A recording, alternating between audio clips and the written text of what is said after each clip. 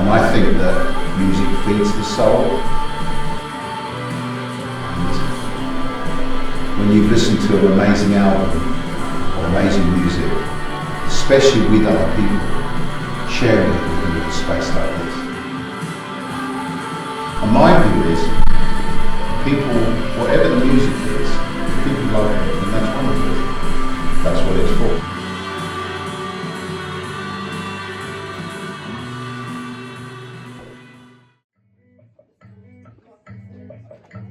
It was, Russ had this big idea and it was a bonding thing for family. It was not about having lots and lots of people. We don't do it to make money.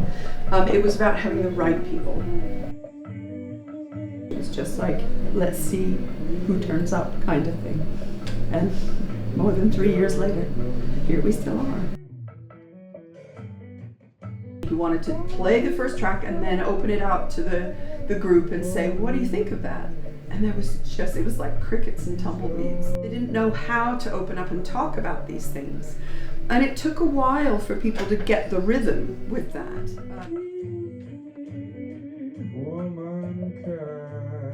It's about immersion. And that's the central core of the idea, is that the vinyl in the dark thing was that there was the concept right from the beginning. And it's quite a different experience when you shut off your other senses and you just focus in on the music. It's a much more intense connection with the music. Russ got hold of some sleep masks and we handed them out to people and said, just try it. It really caught on because they could see the value of doing that. I was like, oh God, everyone's going to watch me, everyone's going to see what I'm doing. You know, this is new, I've not experienced this before. But then knowing that everyone was so kind of into it and unapologetically so, it did make me feel much more comfortable. I thought we just sat around and listened to a vinyl, and then he came around with all these sleep masks. I was like, oh, that's interesting. Like, that's not what I was expecting. Kind of wondering, what am I going to say? What do I think of this? You know, what does it make me feel? But this concept where everybody's talking to everybody else who they may never have met before that night, and by the end of the evening there is this incredible sense of the group's cohesiveness. I've never experienced that anywhere other than in this event. It's telling the story, not only of the band, but of the development of the music, the making of the music, interspersing it with really great video clips, fantastic interviews. The people who come to it love it so much. We love it. We absolutely love doing it.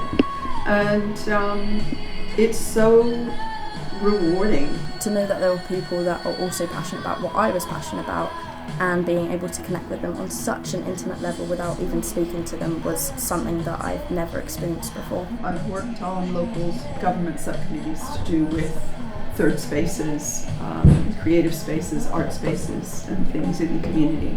Creating community is what I do. When a project that you're working on that involves the community reaches a certain critical mass, it begins to create an energy that is far greater than the parts that went into it.